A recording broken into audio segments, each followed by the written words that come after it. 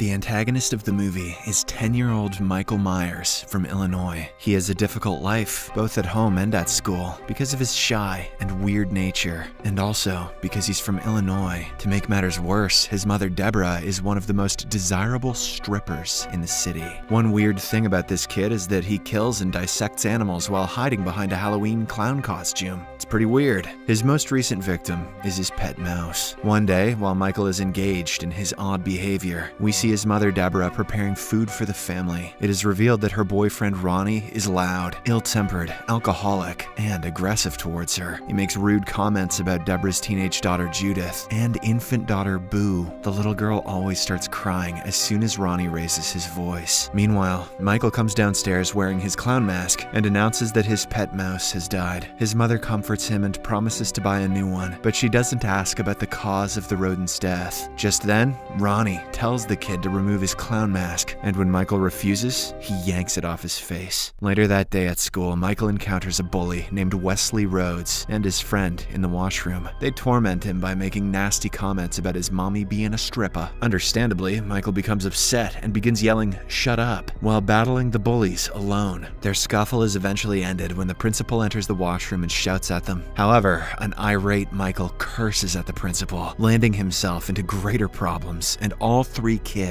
getting detention. In no time, Deborah arrives at the school, but instead of scolding her son, she yells at the principal, calling him irresponsible. Shocked, the latter makes her understand that Michael is a special child. He even schedules an appointment with Dr. Sam Loomis, a child psychologist. Later, during the evening, the doctor shows Deborah evidence of Michael's abuse of animals and informs her that her son displays signs of sociopathology. It turns out the principal had found a dead cat in Michael's school bag. A collection of images showing various animal mutilations were also discovered. Dr. Loomis mentions that these are warning indicators that Michael might become a redditor someday, and that only a disordered mind could take delight in such violent acts. In the meantime, Michael runs from school and stumbles upon the bully Wesley in the woods. Out of nowhere, he strikes him with a large branch of a tree. As Wesley falls to the ground, Michael lets out all of his anger and hits him with blow after blow. Poor Wesley, who is in pain and in tears, begs Michael to stop hurting him. However, the monstrous boy only becomes more aggressive and ends up killing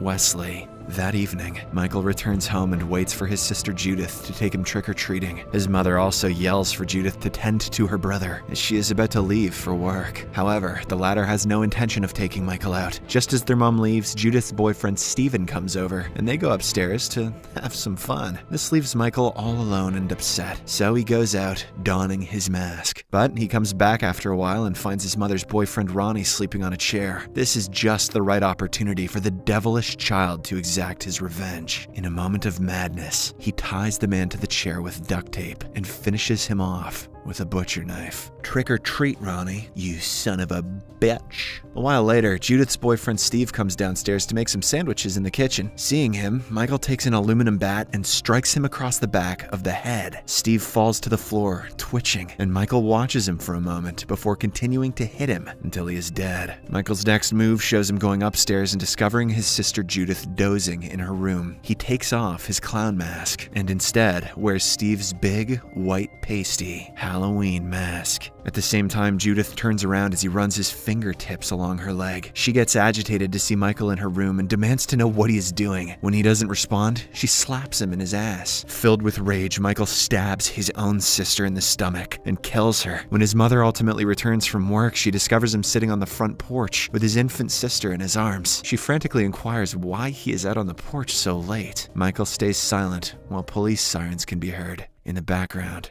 The following day, Michael is convicted of first-degree murder and imprisoned in the mental hospital under the care of Dr. Loomis. Despite the cold murders, Michael pretends to be innocent, claiming that he doesn't remember anything. Every week, Deborah pays him a visit, but Michael seems to be growing worse. Several months pass and he continues to lie to the doctors. During one session with Dr. Loomis, Michael shows him the new mask he made for himself. He claims that he dons this mask to cover up his ugly One day, his mother visits him after a long time and tries to talk to him. However, Michael is silent and more isolated than ever. She shows him an old photo of him and his infant sister in an effort to cheer him up and advises him to hang it in his room. But the evil boy continues to remain silent. After the appointment, Dr. Loomis leads Michael to a nurse's care while Deborah exits the sanitarium. This turns out to be a bad idea, as when the two are alone, Michael becomes aggressive and stabs the nurse to death with a fork. After a while, Deborah and the doctor find out about the incident and become speechless. In particular, Deborah is utterly distraught now that she has seen what her son is truly capable of. It was one thing when he killed my boyfriend and daughter, but now the nurse? Later, she returns home and watches old films of Michael from when he was just a small, innocent kid. She tearfully reminisces about the olden days and wonders if she was a bad mother. Probably. In the end, she commits the unthinkable.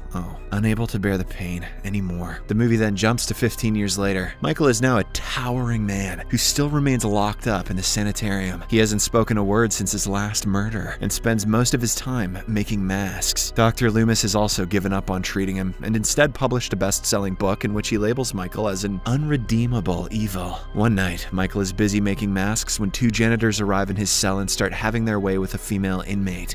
Real cool, Rob Zombie. Michael doesn't react a bit and keeps doing his work, but once the janitors are done, he gets up, grabs one of them, and slams him against the table. Michael then goes over to the other one and beats him up several times before slamming his head against the wall. The commission alerts the guard, Ismail, who has been taking care of Michael ever since he was a child. Soon after, Ismail arrives at the cell block and discovers two distinct, bloodied bodies scattered over the floor. As soon as he sees Michael, he immediately realizes what has transpired. He tries to lead the monster back to his cell, but the latter brutally punishes him and finishes him off with a television set. Following the massacre, Michael flees from the asylum, ready to cause more havoc. In the next scene, he arrives at a truck stop and gets in a fight with a driver. He bashes the driver several times against the wall, eventually killing him. Michael then steals the driver's overalls and discards his own. By the next morning, which is one Halloween day, Michael has returned to his family home in Haddonfield. The place remains abandoned since his mother's demise. Once there, he retrieves his favorite butcher knife and mask. In the meantime, we are introduced to Laurie Strode, an exemplary college student from Haddonfield. One day, she is instructed by her father, who is a real estate agent, to deliver some papers at the previous Myers residence, which is Michael's home. It turns out that her father is trying to sell the old Myers home, which the locals believe to be haunted. As asked, Laurie drops off the paperwork there and departs. But to her misfortune, Michael sees her and becomes curious. He then follows her to college and creeps on her. Here, we get to know that Laurie is often lonely, and she spends most of her time babysitting a neighboring 10-year-old boy. On the contrary, her best friends Linda and Annie are more popular and loved throughout the school. Later that night, Annie convinces Laurie to watch her kid James so that she and her boyfriend can have some frickin' fun. On the other hand, Linda joins her partner for a party at the former Myers residence. Michael, who also happens to be there, notices the couple and creeps on them. When Linda's boyfriend goes to relieve himself, Michael attacks him and kills him on the spot. He then goes ahead and finishes off Linda as well. After this, Michael makes his way to Laurie's house, where he murders her parents, just like Michael do, as soon as she departs for her babysitting job. His reign of terror doesn't stop there, as he makes his way to Annie's house, where she is having fun with her boyfriend. Michael brutally finishes off the latter, and then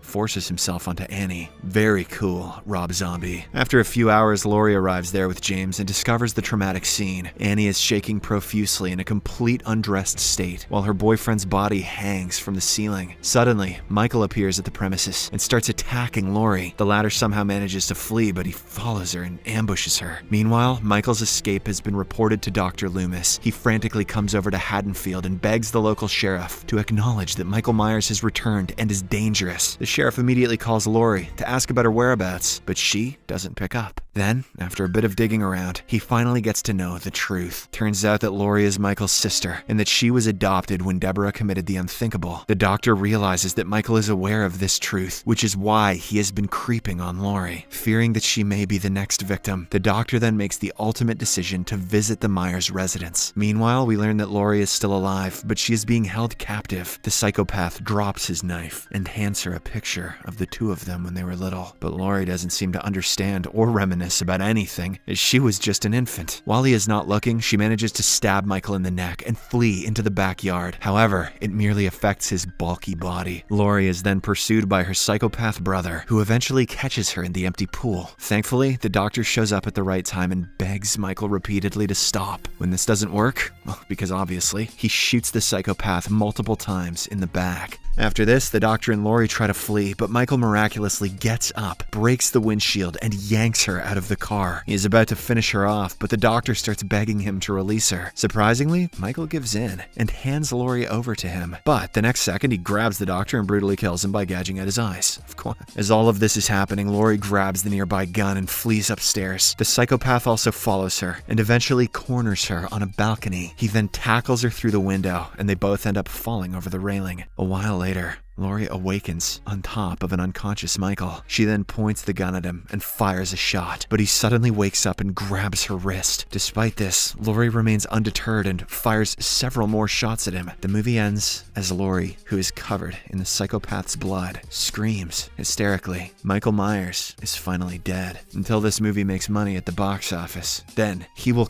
come back to life. Subscribe for more videos like this, turn on notifications, and leave a like to help the channel out. Thank you for watching.